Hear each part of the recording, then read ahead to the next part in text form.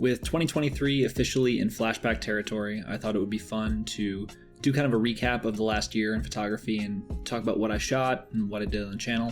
I put together some of the best and worst frames from the year, so let's start at the beginning. In January 2023, somewhere off the coast of West Virginia, lies a little town called Harper's Ferry. It's best known for being the site where this legend tried to start an anti-slave uprising, but in the context of our story, it's where I shot my first frames. It's a roll of Portra 400, which didn't turn out particularly interesting due to the overcast day. I do like this one of the Mamiya wearing a hat. At this point, it still belonged to Evan. At the end of our day together, in a Waffle House nearby, Evan and I made a fateful decision that directly leads to the creation of this channel. We decided to go to New York City the following week and crash a Beers and Cameras meetup that was going to be attended by some of our favorite YouTubers. We ended up going just for the day. I ended up finishing the roll of Portra 400 and started a roll of Fuji C200. We had a really great day, met some very interesting people, and saw some very expensive cameras.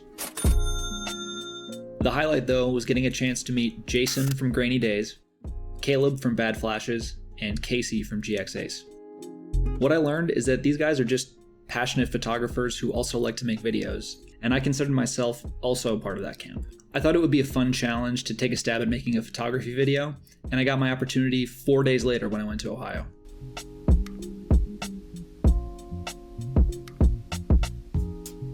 Feel free to take a look at the final product after you finish this video. Rolling into February, I didn't really shoot anything other than the start of a test roll in the 645 after I bought it from Evan. I present to you my very first shot of medium format film.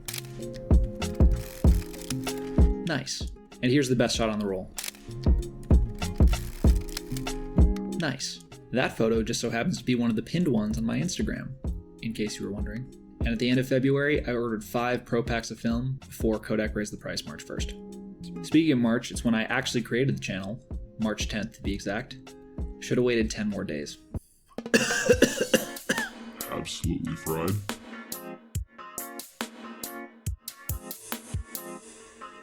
I shot an entire roll of Ektachrome at a St. Patrick's Day party.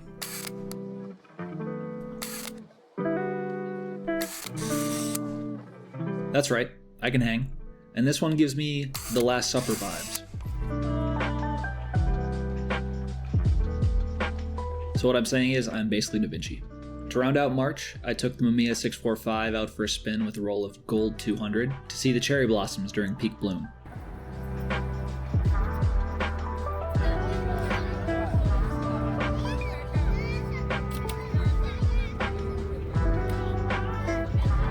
This roll got a little fried, but most of the shots are usable. It's like those annoying light leaks filters people use on Instagram, but for real, so it's cooler. I like this one of the paddle boats a lot, but I wish I would have closed down a little bit more for some extra depth of field. I was on my tripod anyways. Oh well, you live and you lasagna or something. Moving on to April, I went to South Carolina with my family and shot rolls of HP5, Fuji C200, Portra 400, and Ektachrome. Additionally, I started both a roll of Ektachrome and a roll of Fuji Pro 400H, but only shot a couple of frames. You can watch the video for more details. Later in the month, I traveled to Dewey Beach, Delaware for Evan's super spectacular birthday bash. I finished both the rolls I started at Hilton Head,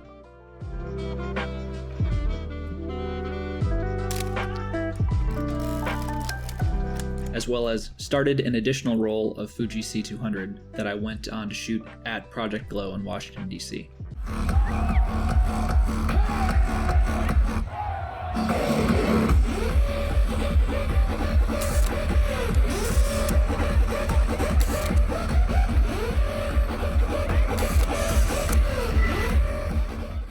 I also shot a roll of Ektachrome while annoying the citizens of Washington.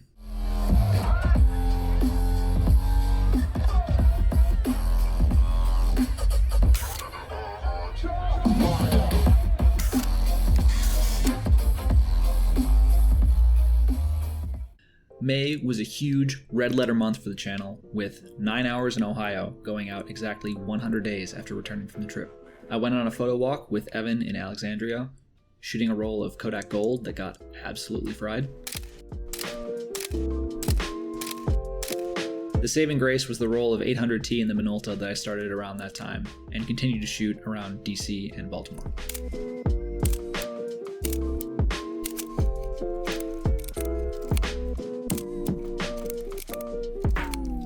Looking back, that was a pretty great roll. Way to go, me. After that, I was fortunate to be able to travel to Bermuda with my girlfriend and her family. I packed the Nikon and the Mamiya, of course, its first international trip with me. I shot a roll of Fuji C200 and a roll of Portra 400 in the Nikon. The medium format rolls didn't have as much luck though. The gold and 800T I shot were basically unusable.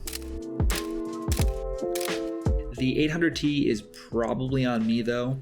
I may have accidentally opened the back while trying to take it out of my bag in direct sunlight. The Mamiya has a lot of interlocks in place to make sure that you don't fuck it up, but the Mamiya engineers fail to take into account the limitless bounds of human stupidity, and also sausage fingers. Luckily, the Portra 400 that went through the camera yielded a single good image, and the Ektachrome came out unscathed, making the financial loss somewhat bearable. Almost. June was pretty quiet except for the roll of Portra 400 that went through the Nikon on a trip to Pittsburgh to see Taylor Swift, the Eras tour. She's an underground indie artist, you probably haven't heard of her.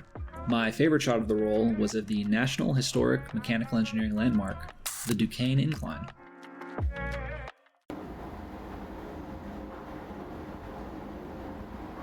I could have stood in that engine room and watched the gears turn for literally hours. I also encountered a camera that I'd actively like to own in a museum display case. They would not sell it to me though, no matter how much I tried. In July, I went home to Wisconsin and shot a roll of Portra 400 in the Minolta.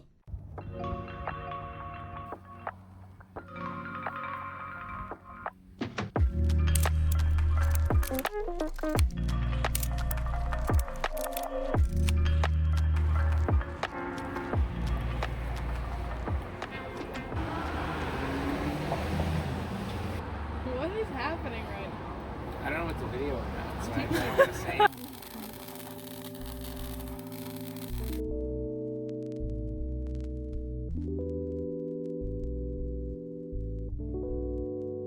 The best of that roll were some detail shots of a street sweeper inspired by the work of Lucy Lumen.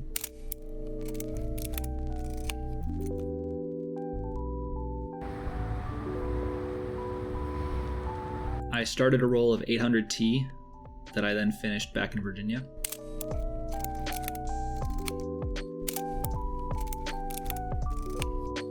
It's also around this period that I shaved my upper lip for the last time.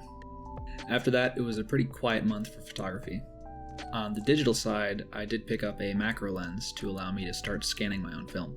In August, I released my Hilton Head Island video, only 125 days after the fact. Are you seeing theme yet? Then I left for Elements, but not before buying another camera from my dealer, my friend, Evan. This time it was the DJI Pocket 2, a bite-sized gimbal camera that honestly draws in more questions than my film cameras. I had borrowed it to film the Hilton Head Island video, and Evan was willing to part with it for a blood sacrifice. This particular camera has been to several countries in Europe already, so it thinks it's better than everyone else. Anyways, I shot 3 rolls at Elements, 400D, 800T, and Ektachrome. If you want to see the rest of them, you know where to go. To round out August, I shot a couples session with my brother and his fiance for their save the date announcement. Not film, but I'm really proud with how they turned out. September kicked off a crazy travel marathon for me. First stop was Alabama, where I shot rolls of gold and Ektachrome in the Mamiya.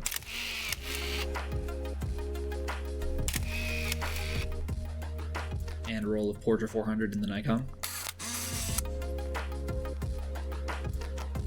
There will be a video about that at some point, also Roll Tide.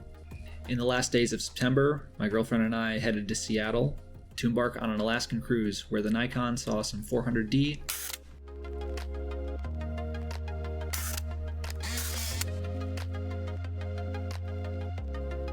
Portra 400,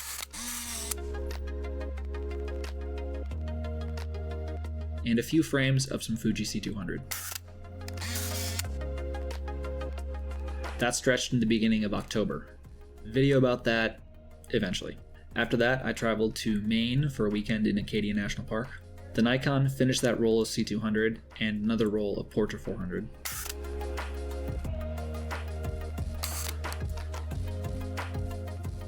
The Mamiya got to sample an absolute charcuterie board of film on this trip. 400D, 800T, Pro 400H, Portra 400, Ektachrome. It saw it all. There's another video to look forward to. And then in November, it was back to Pittsburgh to see the Packers lose to the Steelers, this time bringing the Minolta and a roll of Fuji C200.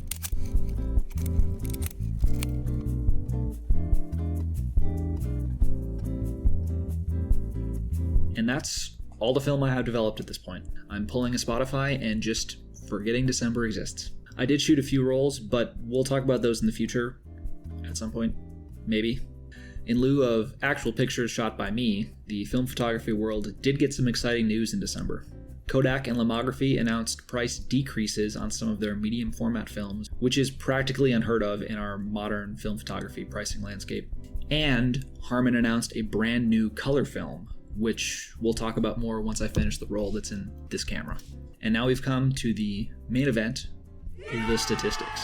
In case you haven't been paying attention, or you have this on in the background, on the 35mm side of the house, I shot 7 rolls of basic bitch juice, 3 rolls of lighting money on fire, 6 rolls of gold in a trench coat, 1 roll of the Ilford film associated with the color green and is not an elite fighting force, 3 rolls of trademark dispute, and 2 rolls of trademark dispute in purple.